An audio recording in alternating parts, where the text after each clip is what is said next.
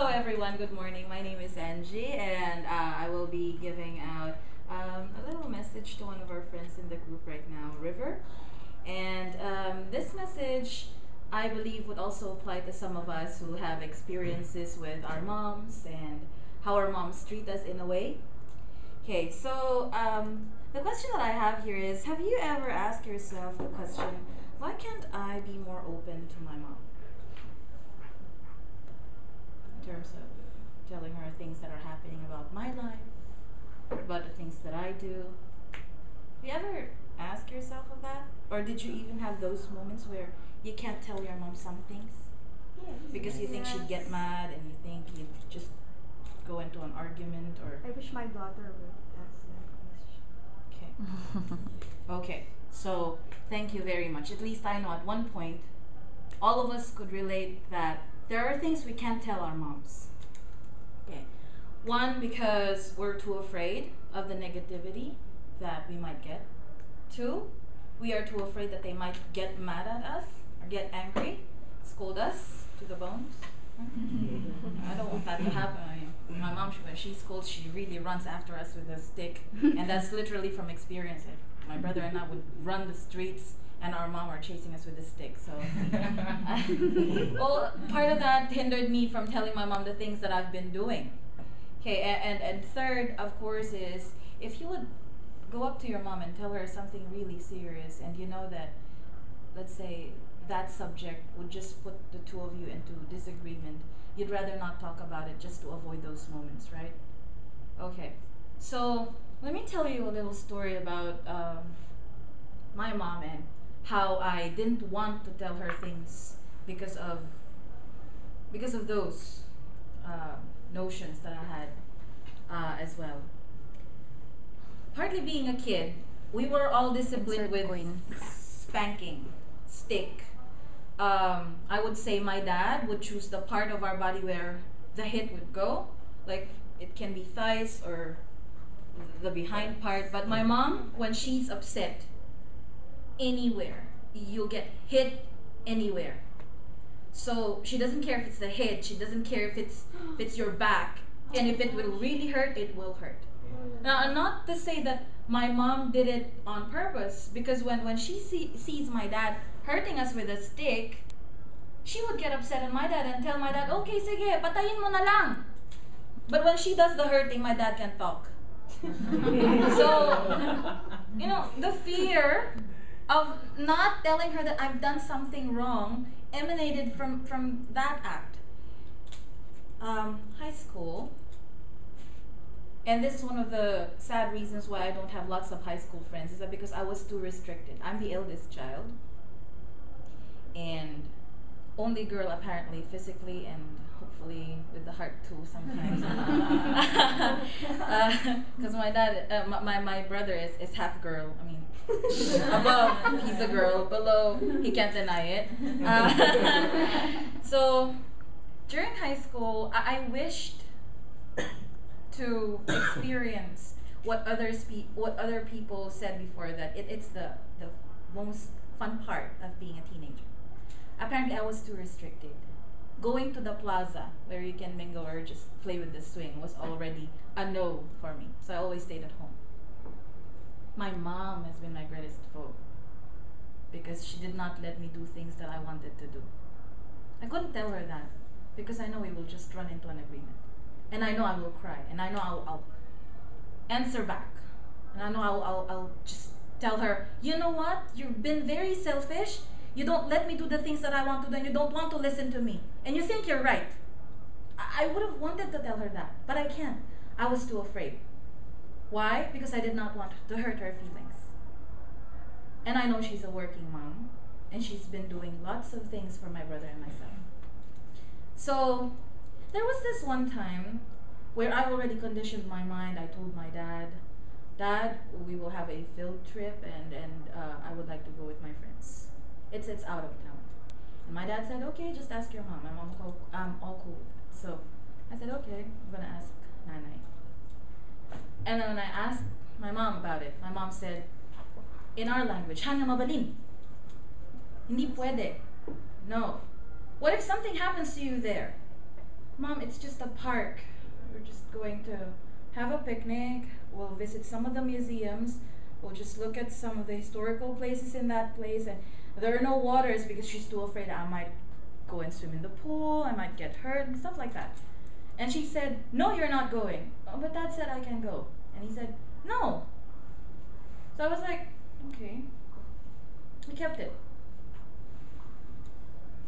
And then I had the chance to see, because one of the things that I liked doing was to sing. I saw in our plaza that there was a singing contest for the fiesta. I did not tell her that I'm joining because I know that she will not let me. Apart from the fact that she works for the government and the government sponsors that, she might say no because what if? And what would other people think? So I joined. She only found out a day before the contest. She was really upset. I have nothing to wear. You have something to wear. You have to have something to wear for that type of occasion. She did not buy anything for me that day. So I had to go to one of my ninang's dress parlor and ask if I could borrow. So I borrowed a dress. I went to the singing contest. I won that contest, second place. So I went home with the money and with a trophy. Despite the fact that I won, and I would have wanted to hear from her, like, good job, okay, congratulations. I did not hear that, so I kept it again. Graduation came. I thought she will march with me. She didn't. Marching time, I did not have anyone, so my teacher saw that I was alone. My teacher had to come down and escort me to march. My dad came. He was wearing sneakers and pants. I would have wanted my mom to be there. She didn't go. So to make the long story short, there have been instances in my life where I kept lots of things that my mom did. Okay, college, I was free. Town where I took my college studies was 5 towns away from my town. So I said I was free. I can do everything I want. I don't need to tell her where I will go. I don't need to tell her who or the friends I mingle with. I don't need to tell her all of the things that I will do. In short, I became a rebel. And she didn't know that. So I did lots of really bad things. I think the only thing that I did not do when I was in college was do drugs, kill maybe, perform abortion maybe, or theft. But everything else, even the boyfriend, which was a no-no for my mom, I did. Well, that's why instead of graduating cum laude, it graduated cum laude. I realized that there have been values of the things that she did, because when I had so much freedom, I really messed up big time. And when I was still under her guidance, I was restricted, but I was not able to do bad things for myself.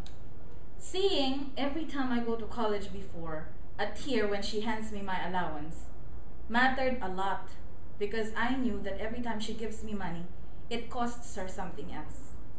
I saw lots of negative things from my mom because she didn't let me do what I wanted to do. But I neglected the positive ones. 2 years ago, my mom got sick. A year ago, my mom got sick on her birthday. So, for the longest time that I've been working here in Manila, say 6 years from last year, no, 7 years from last year, I've been giving them money. I've been supporting. I've helped them to have my brother finish studies, but I was not really that intimate until last year. I couldn't even say I love you to my mom. So, her birthday plan, you go to Manila, I'll treat you out. We'll go to Tagaytay since you haven't seen that place yet. So I prepared 2,500. And she said, okay. I didn't know she was already sick. So, 25th of June, she arrived. I thought she was okay. She got to our place, and she looked okay. It looked as if she only had a slight fever. So I said, okay, so she's not that sick. Probably after class on Friday, we could go to the Deta and we just have go eat bulalo. Maybe 2-5 is enough in the fair. Yeah, some other things that she might want to buy. Saturday came morning, and that's already her birthday. I woke up, and my brother said, my mom peed on the bed. My mom peed in bed. So I said, what happened? And then I said, Nay, hindi ka ba makatayo? She can't even open her eyes. And then she responded, I'm like, Nay. Those were the only responses I got. I'm like, what's happening? And I only have 2-5. And I said, oh my God, what am I gonna do? I have to bring her to the hospital. So I had to get a cab. I took her to the hospital, and then I had the doctor. Before I even brought her to the hospital, I had to put diapers on her because she can't hold her urine. It just goes out. I'm like, okay, what's going on? To make the long story short, I almost lost my mom. 2 hours of not getting her to the hospital, I would have lost her. So, after the 8 days of here and there, seeing how she can't talk, how she can't move, I said, for the longest time, I didn't tell my mom the things that I felt. I didn't tell her how she offended me, how she hurt me, how I would have wanted to tell her the things that are happening in my life, my successes, the boyfriend that I had, the experiences. I would have wanted to tell her. She's my mom. So, after she got sick, I wrote her a letter because I can't tell her verbally what I felt. I know, one, I might hurt her. I might say more that will hurt her. And she just got sick. But I wanted her to know how I felt. So, when I told her in my letter what I felt, what I thought, what she did, she was just quiet. I guess after 2 days of not talking to her, but I changed her clothes, I bathed her because nobody else will do that for her. I realized the values that I've always seen the negative part of her, and I did not highlight the positive part of my mom. Ever since I started looking at how she took care of us, how she disciplined us, sacrifices she made, and I did not want to highlight the negative parts. I guess it was just me all along that I looked at the side of my mom which I found negative because she hurt me. But I did not really see the true essence of the things that she has been doing, that it's for my good and that she expected a lot from me. I had that good conversation with her, and then I told her, you know what? I guess I'm old enough to tell you that I can now live on my own. I've been living alone for the past 7 years. I've supported myself, and I can now make my own decisions. I know it caused you great pain when I left home because I wanted to prove you something, that I can do it on my own. So part of the independence where I tried to prove myself that I can do something to my mom was moving out, because I wanted to see the value. See, remember from one of the speeches we heard that we only see the value of things that we have when they're already gone, right? From the speech of one of our friends, Cheryl. And that's when I realized that if I would have lost my mom at that point, I would have not had the chance to say I love you to her and to tell her the things that has happened to me. So what were the things that I had to do? One, to change my outlook, totally change it, to not point out the negative things that I've seen in my mom that hurts me. that kept on hurting me over and over. 2, to tell her how I felt in a way that I will not offend her because I know we will not engage in an argument. She will just have to read a letter. My mom is one of those people who can't say no, who can't accept that she's wrong when you tell her upfront. But when you give her time to realize that there were things that she made wrong, she has done wrong, she would realize and she would do something about it.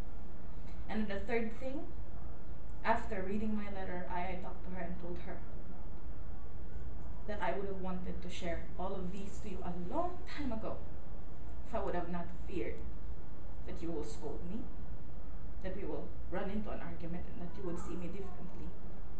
Mom, you were never proud of me. That was one. And then she cried. I hugged her and I told her for the first time, mahal kasi kita. And I don't want to lose you, but you kept me away. She never said anything.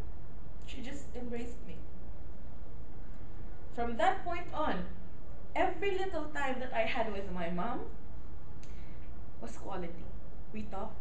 She asked me questions like, oh, so ano yung pakiramdam nung nagkaroon ka ng boyfriend?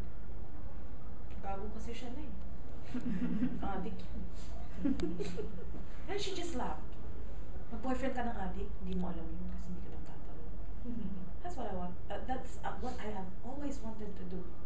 I've always wanted to tell her yung mga kagaguhan ko na ginawa ko. And I couldn't because I was too afraid. So I had more intimate moments with my mom. Quality moments na kahit na if it's just a little time, I know that it's quality moment. We go to the mall, and my mom for 57 years has not seen a mall because when she was still studying here, wala pang mall, right? And then she notices long escalators, and she'd say, kaya nagiging tamad mga tao dito sa Maynila, lahat gumagalaw eh. Pati hagdan. Nay, nung unang sumakay ko niya na, iniwan ko nga chinelas ko sa babae. So she just laughed. Okay, let's go out. And then, just a month ago, because after getting sick and recovering, she had to go back home and she had her work back. And she said, I got an increase after 37 years of working in the government. Anak, 17,000 na sweldo ko. Okay. So, how old was I when I got 17,000? My God, not even 37 years of working. We're so lucky. We're so blessed. Right? But she was happy. She was very happy. And then, she started rebuilding the house. Anak, hindi ko inakala na sa ganitong edad, makakakita pa ako na ganito yung magiging improvement ng bahay. I'm like, okay. She's super proud. So just last month, she came over and she visited. Bit, dami karton. That's how my mom takes care of her kids. Our build is because of her.